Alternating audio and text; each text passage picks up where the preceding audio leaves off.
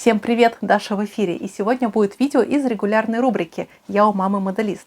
В этой рубрике я обсуждаю присланные моими зрителями работы, даю советы по их улучшению, могу повосхищаться и похвалить, а могу и немного пошутить. «Я у мамы моделист» — это искрометное шоу, в котором может поучаствовать абсолютно любой желающий. Присылайте 5-7 фоторабот мне на почту с кратким описанием. А какие работы вы можете прислать? Да абсолютно любые, к которым вы приложили свою собственную руку. Это могут быть модели из пластика, бумаги, дерева, металла, камня, да из чего угодно. Любые масштабы, любые темы от Т-34 до Звезды смерти, от римского гладиатора до космодесантника, от маленькой виньетки до диорамы уровня Бородинской панорамы. А многие из показанных моделей вы можете купить в магазине «Модельная лавка». Я, кстати, договорилась на скидочку для вас, так что ссылочки все будут в описании. А мы пошли смотреть и оценивать ваши модели. И да, в каждом выпуске выходит по 21 работе. А почему именно по 21? Ведь не очко обычно губит, а к 11 туз. Наконец-то долгожданная диорама с кабанами дошла до обзора, и прислал мне ее Андрей. Правда, кабаны здесь не простые, а слегка мутировавшие, и, судя по всему, это самодельные скульптуры автора. Кабаны вышли шикарные, как и подставка под саму диораму, а знак радиации только добавляет антуража работе. А вот сталкер вышел немножко странноватым. Как вы могли слышать в других моих обзорах работ зрителей, я почти всегда настаиваю на том, чтобы фигуры были матовыми, и это добавляет реализма. А в этой работе сталкер получился слишком блестящий, как будто он идет на БДСМ-вечеринку через Чернобыльскую зону отчуждения, хотя он мог просто попасть под дождь, наверное. А вторая работа от Андрея получилась более эпичной. Это диорама на тему «Звездных войн». Космолет упал в джунглях на неизвестной планете. Тут есть и шикарная растительность, и вода из смолы. И, в общем, есть все, что нужно для классной диорамы. Третьей работой нас шокирует Женя Вертолет, моделью гробового Кавзика. У Жени, кстати, очень оригинальный подход к моделизму, и он не боится экспериментировать. Не знаю, насколько уместны здесь золотые диски на катафалке и надпись «Служебный» на передней части модели, но сама идея у него очень оригинальная. Тюнингу подвергся и салон. Обратите внимание, как расположены кресла. Но в довершении картины здесь не хватает только гроба. А далее идет Александр, и тоже с очень необычной работой. Это КАМАЗ, сделанный полностью из дерева. Этот КАМАЗ – зерновоз с характерно откидывающимся кузовом. И в дереве выполнен сам механизм его опрокидывания. Конечно, дерево несколько ограничивает моделиста в копийности исполнения модели. Например, здесь шины получились довольно лысыми. Я даже не представляю, как вырезать на них протектор, если честно.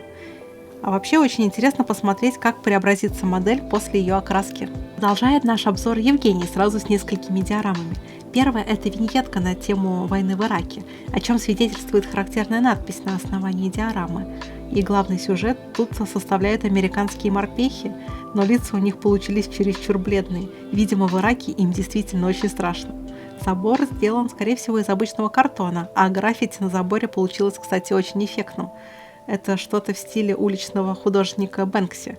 Вторая работа у Евгения – это тоже небольшая диорама на тему боев в Грозном. Тут очень хорошо настроение передает само основание и в каком стиле оно выполнено. Как бы навеивает трауром по провалу этих боев. Плюс зимний антураж добавляет немного безысходности. Единственный минус, который я хочу заметить, это слишком толстая антенна у радиостанции. Выглядит она немножко немасштабно. Я бы изготовила ее из более тонкой проволоки. И традиционный минус почти у каждого моделиста, который занимается росписью фигур, это глаза. И третья работа от Евгения – это тоже мини-диорама, но уже на тему войны в Афганистане. Фигурки классно окрашены, но легкий блеск униформы немножко портит их восприятие. Также не очень понятен сюжет. Все три фигурки изображают разное настроение.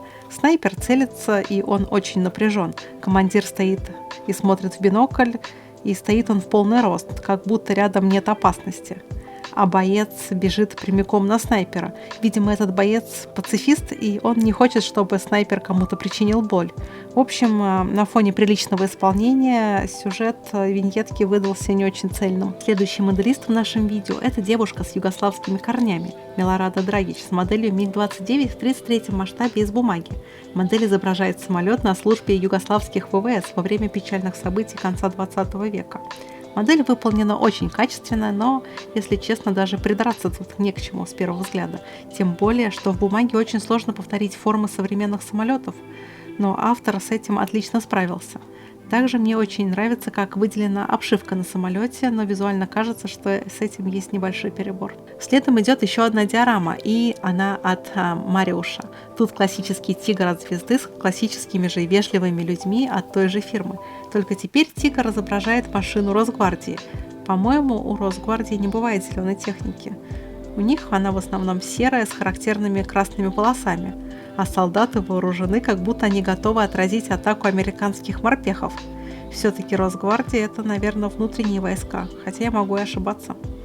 Тигру не хватает характерных для современной брони зеленоватых стекол, и придраться тут можно лишь только к линиям дорожной разметки.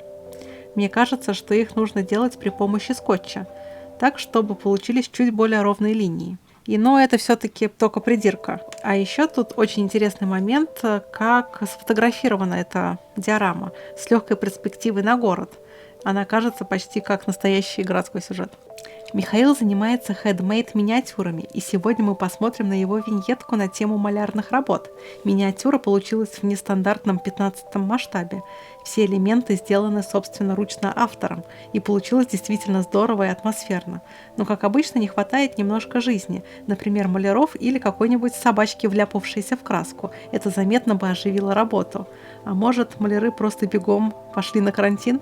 Небрежные следы краски и пакеты с мусором добавляют атмосферности этой работе. Фаниль со своей диорамой продолжает рубрику, и на этот раз на диораме мы видим БТР-70. Обратите внимание, что на диораме есть фрагмент воды, видимо, сделан он из смолы. Акустики сделаны из готовых изделий для моделистов, и это неплохой выход для начинающего моделиста. Но по мне они выглядят как-то не очень естественно, больше они похожи на водоросли. Плюс у модели немного однородная грязь. Огнеметный Т-34 от Евгения продолжает наш обзор. Это модель в 72 масштабе от фирмы UM. Я собирала модели от этой фирмы и скажу, что это еще то удовольствие. Плюс колоссальный объем доработок, который проделал сам Евгений, вызывает как минимум уважение. Цвет получился у модели темноват, но это чисто мое субъективное ощущение. Я считаю, что модели более мелкого масштаба надо делать слегка светлее. Хотя модель получилась характерной такой притемненной. Может, это просто задумка автора сделать модель более суровой, что ли, чтобы она отображала реальное положение дел на фронте. Для окраски кистью модель получилась зачетная. Виктор прислал модель буханки от звезды в 43 масштабе. Мне, кстати, очень полюбилась эта модель. Я сама таких 2 штуки в прошлом году собрала. Тут Виктор решил подойти к модели немножко нестандартно и сделал ее в виде автомобиля лесничего. Задумка хорошая и исполнение очень достойное. Но как и к каждой модели, есть к чему придраться. Огромная царапина на борту буханки смотрится очень эпично и чересчур сурово, на мой взгляд. Как будто буханку в бок боднул носорог. А носорогов в средней полосе России не так уж и много, я думаю. И грязи на машине, мне кажется, многовато. Редко, когда буханки грязнятся прямо до самого верха. А запаска, прикрепленная сзади, добавляет оффроудного флера модели. Но, как я часто говорю авторам работ, есть куда стремиться. Например, следующим шагом в совершенствовании окраски можно будет попробовать цветовую модуляцию. Особенно интересно ее применить на вертикальных поверхностях этой модели. Павел продолжает наш обзор моделью «Газели» из вселенной «Метро 2033». Причем эту модель он сделал, судя по всему, из детской игрушки, кое из себя представляет машинки от фирмы Велли. Вот видите, немножко фантазии и смекалки, и у вас уже не китайская подделка, а полноценное произведение искусства, которое притягивает взгляд. Хотя такая модель больше напоминает боевую единицу из игры Crossout. Там похожие агрегаты борются за ресурсы. Единственный вопрос к такой фантазии – это насколько стандартный движок «Газели» выдержит работу с таким механизмом. Андрей прислал Хетцер в 35 масштабе. Модель выполнена на очень высоком уровне, и я считаю, что так и должны, в принципе, выглядеть масштабные модели в 21 веке. К модели трудно придраться, и так сходу я не вижу никаких косяков. Но у модели нет изюминки, что ли? Чего-то не хватает, и тут даже дело не в технике исполнения, а, наверное, в восприятии. Я даже не пойму, в чем тут проблема. И да, я, кстати, заметила, что многие моделисты любят присваивать к своим именам бренд АК. Зачем лишний раз рекламировать испанцев? Ведь наверняка моделистам за это никто не платит. Автор канала Карасик Моделист прислал шикарную диораму на тему боев на Тихоокеанском театре боевых действий, о чем говорит соответствующий грунт в виде песка и характерная американская десантная машина. Всегда на масштабность диорамы играет количество действующих лиц, и тут довольно много морпехов, и это выглядит очень круто, есть что поразглядывать. На натуралистичность работы меня немножко пугает. Я, конечно, понимаю, что война на дворе, но я против того, чтобы лишний раз показывать кровь. Я против такой натуралистичности в моделизме.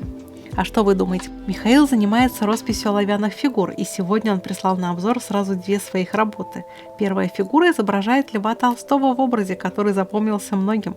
Этакий дворянин-работяга. Фигура отлично расписана, особенный шарм придает фигуре борода. А вторая фигура, если я не ошибаюсь, изображает одного из деятелей времен Гражданской войны, батьку Махно. А тут можно придраться к росписи лица. На нем не хватает теней. Лицо выглядит немножко плосковато, но несмотря на этот недочет, фигура получилась вполне узнаваемая. Алексей прислал на обзор модель Катюши, и опять в выпуск работ зрителей попадает именно эта модель. Видимо, она очень популярна среди наших моделистов, но, к сожалению, именно эта версия знаменитого миномета изображает послевоенную машину, так что будьте очень осторожны. Сама модель получилась приятного зеленого цвета. В этом плане модель мне очень нравится. Но есть один бросающийся в глаза недочет. Это следы от смывки. Такие вещи следует особенно тщательно отслеживать и делать удаление лишней смывки в 2 этапа. Сразу после нанесения и через несколько часов, когда она почти полностью высохнет, так сказать, на свежий взгляд. А такой нюанс очень сильно портит впечатление от в целом хорошей работы. Алексей на уже другой прислал модель американского полугусеничного бронетранспортера в 35-м масштабе на службе армии Израиля. Тут я хочу дать совет по поводу съемки модели. Если делаете вид на вращающемся столике, то лучше использовать сразу несколько источников света, а то при вращении появляются какие-то непонятные тени, похожие на несмытую смывку, примерно как у предыдущей модели. Также я хочу придраться к монотонности окраски. Все-таки болты на броне хочется выделить немножко поконтрастней. А в целом модель очень достойная. Особенно мне понравилось внимание к деталям, что, к слову, у меня самой часто не хватает. Тимур прислал модель буханки от звезды, и не простой, а из игры «Метро Исход». Там в одной из локаций на такой можно было покататься. Модель получилась мало того, что на заглядение, так еще очень похожа на прототип и отлично передает духа постапокалипсиса. Только я не вижу, как сделан руль.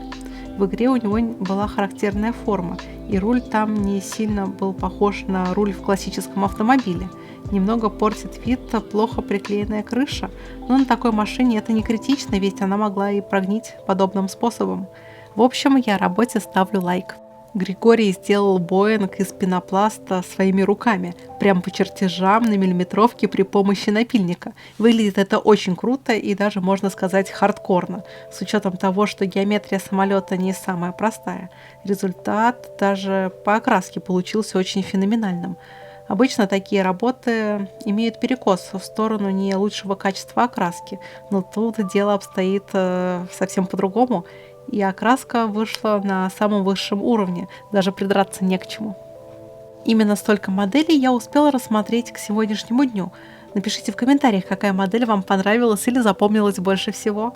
А прислать работу на обзор можно на почту, что указано в описании к этому видео. Только не забудьте прислать 5-7 фотографий с кратким описанием себя и модели. Так что увидимся на следующей неделе. До новых встреч. Пока-пока.